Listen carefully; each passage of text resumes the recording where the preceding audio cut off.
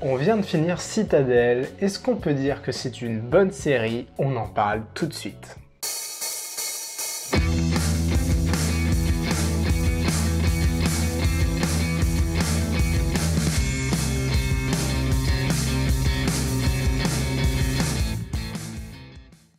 Bonjour à tous et bienvenue sur Symbole Vidéo, je suis Sarah et aujourd'hui avec Sod on vous parle de la saison 1 de Citadel. On est sur une vidéo spoil, là on va vous parler bien en détail de la saison 1. Si vous ne l'avez pas encore vue et que vous voulez savoir si ça vaut le coup de regarder, allez plutôt voir notre première vidéo no spoil que vous pouvez trouver facilement sur notre chaîne.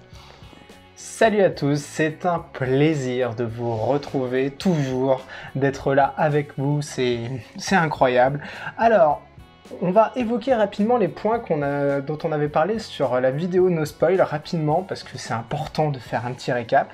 C'est produit par les frères Russo, et clairement, avec les dernières informations qu'on a, ils veulent faire un MCU, en gros, un peu du Marvel étendu, oui, c'est-à-dire un spy faire univers. Plusieurs spin-offs par-ci par-là pour avoir un univers complet Citadel. Exactement, le Spy Universe, ils ont déjà montré la bande-annonce du prochain spin-off qui est en Italie avec une espionne. Ça a l'air pas mal. En vrai, ça a l'air peut-être même meilleur que Citadel, la première série. Tu attaques fort, Sod. Bah, on n'a pas vu, donc on ne sait pas. En tout cas, c'était 6 épisodes, ça vient de se finir, on a tout vu. C'était un budget de 235 millions de dollars, mais en précisant qu'il y a eu un reshoot de pas mal de scènes parce que ça ne convenait pas. Donc l'argent a été pas mal gaspillé, mais on comprend du coup pourquoi le montant est aussi élevé pour finalement quelque chose de pas si fou. Cette série avait beaucoup d'ambition, ça se voit par le scénario, les moyens qui ont été mis, enfin, même quand c'est filmé, on voit qu'il y a des moyens derrière, tout ça en termes de décor, tout ça. Mais c'est vrai que c'est un petit peu compliqué. Les acteurs sont pas si bons que ça. Non, les acteurs sont pas bons. Ça va quand même. Mais ils sont peut-être pas à la hauteur du budget qui a été mis pour le reste. Moi franchement, je partirais sur un truc, c'est que quand on descend une série, on vous parle d'une autre série à aller voir. Et je pensais à une série qui est exceptionnelle, qui est peu connue, mais par exemple Bodyguard. Donc je vous invite à aller voir Bodyguard, qui est une super série. Voilà, on continue là-dessus. En effet, les acteurs sont moyens. Mason Kane, je le trouve assez inexpressif. Ouais, c'est ça. Je crois que je l'avais déjà dit dans notre première vidéo où il me rappelait un petit peu Galadriel des Anneaux de Pouvoir.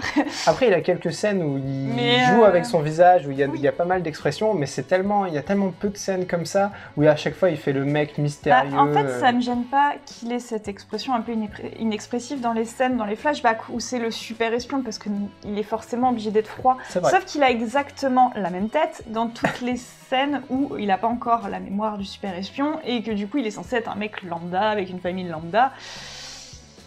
Ouais. Pareil pour Nadia Singh, jouée par Priyanka Chopra Jonas.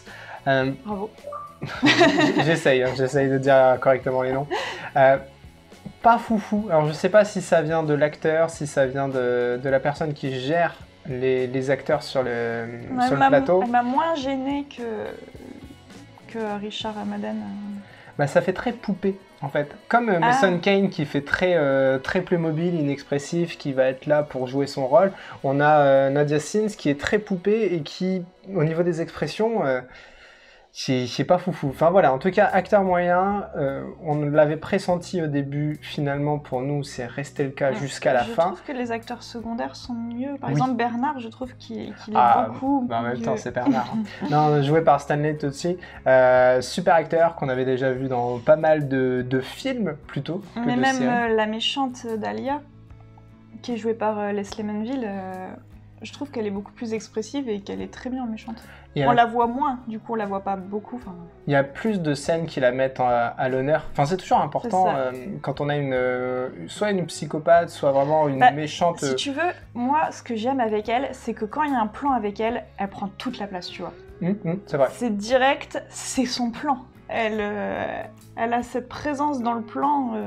Mais après, moi, il y a un souci avec quand elle est là, c'est qu'il y a des scènes qui sont pour moi assez mal tournées. On en reparlera tout à l'heure, ou peut-être maintenant. Mais en gros, j'avais noté notamment les scènes où on a Bernard contre Dahlia. ça fait très bling bling. Comment c'est filmé, comment la musique est mise, des fois j'ai l'impression que c'est... on en avait parlé, tu sais, j'ai l'impression qu'on se moque des films d'action, alors que non, c'est censé être vraiment... Ah oui, non, c'est censé être sérieux. Hein. Voilà, on n'est pas du tout sur une série V ou une série Z où on se moque des films de genre. Là, on est vraiment sur une façon sérieuse de mettre en scène, mais c'est vrai qu'il y a des moments qui sont un petit peu too much. Bah, t'as la caméra qui est posée en contre-plongée, et là, tu vois Bernard qui fait... Bah, et... C'est pareil, t'as pas mal de plans où ils nous font des effets tournés, là, tu sais, je sais pas si tu vois ce que je veux dire. Bah oui, mais ça, c'est parce qu'il y a de la thune, il faut utiliser l'argent, mais oui, non, c'est pas foufou. Ça fait très film d'auteur. En fait, voilà, il y a des façons de filmer qui font très film d'auteur, mais juste à certains moments. Ce qui fait que le reste est filmé comme, on va dire, une grosse production américaine de base, comme on a l'habitude dans la plupart des séries qu'on voit. On va dire que 90% c'est filmé comme ça, et il y a quelques petits moments comme ça où ils nous font des petites façons originales de filmer qui font un peu film d'auteur, et du coup c'est vrai que ça surprend, où on se dit oula, mais qu'est-ce qu'ils nous font? Ouais, autre chose dont on avait parlé sur la vidéo No Spoil, j'en parle rapidement parce que j'en avais vraiment parlé beaucoup.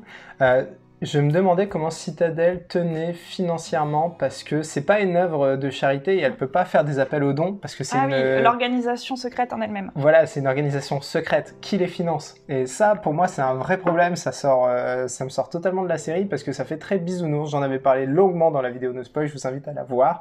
J'en parle pas plus. Et enfin, on avait pointé du doigt un scénario plutôt moyen. Et c'est là on va... Alors moi, j'avais dit que je trouvais le rebondissement un peu trop sensationnel et artificiel. Qu'on essayait d'en faire trop. Et finalement, en ayant tout vu, est-ce que c'est toujours le cas? Ouais, je trouve toujours qu'ils ont voulu en faire trop. Enfin, dès qu'on apprend un truc, on s'en sert. On est dans du spoil, donc je peux le dire. Enfin, par exemple, juste au moment où il va apprendre qu'il a une autre fille, bah bam, la méchante, elle l'a récupérée, elle le savait. Enfin... Et là, t'es là, ah ouais, ok. Ouais, il y a pas le temps. C'est un peu trop boum, boum, boum. Enfin, on voit qu'ils ont que 6 épisodes. C'est ça. Donc même pas complètement 6 heures, parce que c'est des épisodes de 50-55 minutes, donc même pas carrément 6 heures pour faire la saison. Et on sent qu'ils ont voulu en balancer le maximum, et du coup, je trouve les rebondissements parfois un peu trop... Ouais, exactement. En fait, un peu trop. L'histoire est bonne, mais... Enfin, je pense que s'ils avaient fait la même chose sur 8 épisodes, on l'aurait moins ressenti, tu vois. Attends, ça avait été plus long. Ok, l'histoire est bonne pour moi, mais il y a beaucoup de plot twist. Et ça, c'est un vrai problème, et de temporalité. Et en fait, ça gâche... Avec les flashbacks, tu veux dire? Ouais. Alors, les flashbacks m'ont pas trop gêné, moi. Bah, le problème, j'aime bien les histoires avec les flashbacks. T'as beaucoup de temporalité, t'as beaucoup du 8 ans avant, 10 ans avant... Oui, mais c'est toujours bien indiqué. 2 semaines après les 10 ans avant, enfin, t'es en mode... Ah et puis ça m'a pas gêné. Les plot twists, il y a énormément de plot twists. Si vous voulez vous prendre la tête avec les temporalités, il y avait une série, là, tu sais, où il y a une temporalité par épisode, je me rappelle plus le nom. Non, j'ai pas non plus, je t'avoue que là, je suis dans ce que j'ai envie de dire, en fait, donc du coup, je vois pas. J'ai à peu près tout dit. En fait, j'avais très peur en ayant vu le 5e épisode et on devait attendre une semaine... Kaléidoscope. Kaléidoscope. On devait attendre une semaine pour avoir le dernier épisode. Je me posais la question de comment ils allaient faire pour tout clôturer, pour conclure. Et j'avais peur qu'on arrive sur un plot twist justement à la fin de la saison et que ce soit relou. Parce qu'en se disant, bah voilà, et maintenant il faut attendre 2 ans, elle sera peut-être annulée, il y a un super plot twist, ça me saoule. Généralement, c'est le cas. Oui. Là, ça va. En ayant vu le 6e épisode, j'étais très rassuré. Malgré le fait que, justement, à la fin du 5e épisode, on apprend qu'ils ont un enfant. Finalement, il a été capturé 5 minutes après, on est au courant. C'est très gros. Et il y a énormément de révélations dans le 6e épisode, mais c'est mieux. Alors, on est en 100% spoil, vous avez tout vu. Vous savez que Mason Kane est le fameux méchant. En fait, même pas méchant, c'est juste que... Il veut l'amour de sa mère et du coup il sacrifie Citadel sans trop le savoir, parce que j'ai regardé vraiment tous les bonus. Tu sais, pour chaque épisode sur Prime Video t'as des bonus, et donc ils parlent de leurs personnages et ils parlent des situations dans l'épisode. Mais oui, mais c'est vrai aussi, parce qu'il faut déjà qu'on revienne là-dessus. Enfin, je veux dire, les 2 personnages principaux, Mason et Nadia, bon, déjà c'est des super espions, nanana. Elle, son père caché, c'est un super méchant hyper puissant. Et lui, sa mère, du coup cachée, c'est une super méchante méga puissante. Là encore, je trouve qu'on est sur du truc vachement téléphoné, quoi. Bah, le père de Nadia, c'est un terroriste, mais on a plutôt l'impression qu'il s'est repenti. On a l'impression qu'il est gentil, hein, par rapport aux autres. Ce qui n'est pas le cas de Dahlia, clairement, et elle se sert de son fils, et d'ailleurs elle va jusqu'à kidnapper sa petite fille, finalement, parce qu'elle est la grand-mère. Elle le sait, lui, elle le sait tout le temps. Lui, du coup, ne le sait pas à ce moment-là, mais elle... mais elle ça montre... Tu vois, je trouve que les frères Russo en avaient parlé, c'était vraiment un oignon qu'on décortique, et j'aime bien leur fin. Je trouve ça bien. Il y a des la conclusion est bonne, voilà. Je suis d'accord. Il reste des plot twists. Un peu trop gros, genre le « Ah, j'ai un enfant », j'aurais préféré le savoir plus tôt, avoir plus de temps pour le digérer. Oui, parce que là, littéralement, il apprend qu'il a un gosse, et littéralement 5 minutes après, ah bah on l'a capturé. Je suis même pas sûr que c'est 5 minutes après, je crois que c'est vraiment dans la scène d'après. Je crois que c'est la fin de l'épisode où on apprend qu'il a un enfant et qu'au début de l'épisode suivant, bam, mais temporellement, c'est juste après. Parce qu'ils se sont échappés et... Tout à fait. En tout cas, moi je suis chaud pour les spin-offs, pour le Spyverse. J'avoue que ça m'inquiète un petit peu. Non, ça va, justement parce que la fin est plutôt bonne. Alors, il y a des plot twists, ça appelle une saison 2, mais on a quand même énormément de réponses, finalement. Et... j'ai un peu peur qu'on nous mette, du coup, les spin-offs dans des temporalités avant que Citadel tombe. J'ai peur que ce soit énervant, tu vois. Ça dépend comment c'est raconté, vraiment, ça peut être très sympa comme ça peut être très nul, on verra bien, en tout cas... Avec des personnages complètement nouveaux, enfin... Ouais. Bon, la fin de la saison me permet d'avoir envie de regarder tout ça, parce que justement c'est ça que j'allais dire, cette fin de saison, on a toutes les clés en main, finalement, au niveau des plot twists, on sait à peu près tout, alors forcément ils en gardent. Les relations entre eux... Mais... On a encore le plot twist où du coup on sait pas trop comment il va réagir par rapport à Abby Céleste. Mais en fait, tous les évolutions de personnages sur la saison 2, finalement, on a déjà les infos de ce qui va se passer. Mason Kane, il va devoir faire le choix entre Nadia Sin et puis sa femme. Oui, mais il y a ça aussi. Genre, il a rencontré alors qu'il était amnésique et qu'elle aussi... La femme qui l'avait trahi, enfin... Ouais, c'est un peu gros, mais je trouve que l'évolution de personnage, elle va être exceptionnelle. Et ils en parlaient dans les bonus, en fait. Mason Kane, on a 3 personnages différents en un. C'est-à-dire qu'on avait on avait l'espion d'avant, on avait celui... Donc on a Mason Kane, le super espion, on a Kyle, le mec normal. Qui a été... Qui du coup a un peu disparu parce que là il a retrouvé ses souvenirs à la fin de la saison. C'est ça, donc on a en fait une 3e personne avec toutes les personnalités réunies parce que l'ancien Mason Kane, c'était un connard. Ouais, voilà, c'est ça, il était pas foufou quand même comme mec. La preuve, Nadia... Il ne voulait pas avoir un enfant avec lui, il ne voulait pas qu'il le sache, et même quand il l'a su, il voulait pas s'impliquer. Voilà, c'est ça. Alors que Kyle est beaucoup plus sympa, et donc on a une 3e personnalité, et pour l'instant, on sait pas du tout ce qu'elle donne, cette personnalité. Non, parce on l'a que pas vu. C'est juste, on voit... Qui récupère ses souvenirs. Qui prend conscience de tout, et on sait pas comment il va réagir. Il va devoir faire un choix entre Nadia et puis sa femme. Abby Céleste. Voilà, c'est ça. Et c'est vraiment intéressant, enfin j'ai trouvé... Alors même si c'est un peu gros, mais le côté du miroir, bon, le moment où il y a le miroir, il se dit oh là là... J'ai bien aimé cette scène où il arrive devant la vitre sans teint, t'as Abby, sa femme, qui le suit, et Nadia qui est de l'autre côté en attendant sa réaction. J'ai bien aimé cette scène, je l'ai trouvée très intéressante. Ouais, c'est ça. Mais il y a aussi tout le côté par rapport à sa femme, Abby Céleste, là. Est-ce que quelqu'un va lui dire qui elle est, elle, tu vois? Est-ce qu'elle va récupérer ses souvenirs? Est-ce qu'elle va savoir qu'il l'a trahi? Enfin... Parce que Est-ce que ça va changer quelque chose après 7 ans de vie commune? C'est une espionne aussi, et finalement elle doit avoir des réflexes hors du commun, finalement comme Mason Kane. Donc elle aurait pu s'en rendre compte avant, est-ce qu'elle va s'en rendre compte après? Enfin, il y a plein de développements de personnages qui peuvent être très très sympas. C'est pour ça que je pardonne un peu ce côté plot twist de fou qui explose de partout dans chaque épisode. Improbable et statistiquement très critiquable. Je leur pardonne parce que du coup ça donne des situations vraiment très intéressantes, des développements de personnages très intéressants. Le problème c'est qu'on est sur des acteurs moyens, à voir ce que ça donne. Est-ce qu'ils vont finalement sortir le balai qu'ils ont dans les fesses et du coup on va vraiment avoir une réaction logique en termes de facial. Ouais, voilà, c'est ça, je sais pas comment le dire, mais des réactions faciales qui sont finalement humaines. Parce que là, vraiment, Mason Kane, on a l'impression que c'est un Playmobil, quoi, ou un robot. Je sais pas trop comment le dire.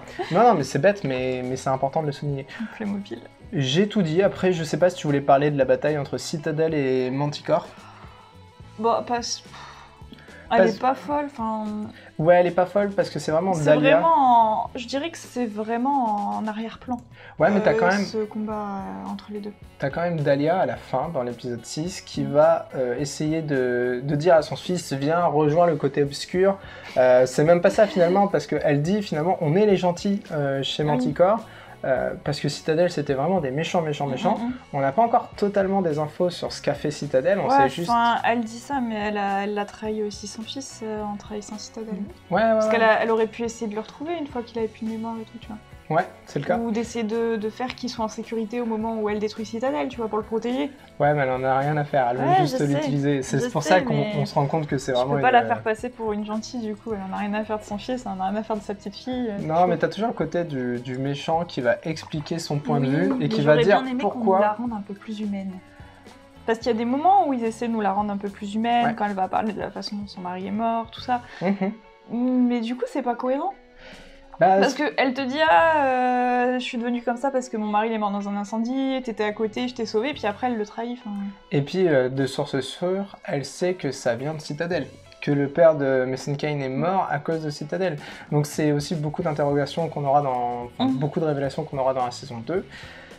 Ouais, en tout cas c'est bienvenu. Ce développement-là est bienvenu. Après il est un peu enfantin en effet, mais... Voilà, il fallait amener quelque chose quand même. Bon, ça aurait pu être mieux, c'est déjà pas mal. Il y a beaucoup de soucis dans cette série, clairement. Je vous avais conseillé au début une série à regarder, Bodyguard, parce que c'est impressionnant. C'est, je crois aussi, 6 épisodes qui sont très courts. C'est une série très courte, comme Citadel finalement. Et voilà là. Elle était très sympa. Ah ouais, elle était folle. Enfin voilà, si vous n'avez pas aimé Citadel, essayez Bodyguard. Si vous avez aimé Citadel, bah écoutez, on se revoit pour la saison 2 parce que bah, je suis chaud patate quand même. Même pour le spin-off, ça me tente bien. J'ai envie de donner une chance à ce Spy Universe. Parce qu'ils le méritent finalement. Enfin, ils font...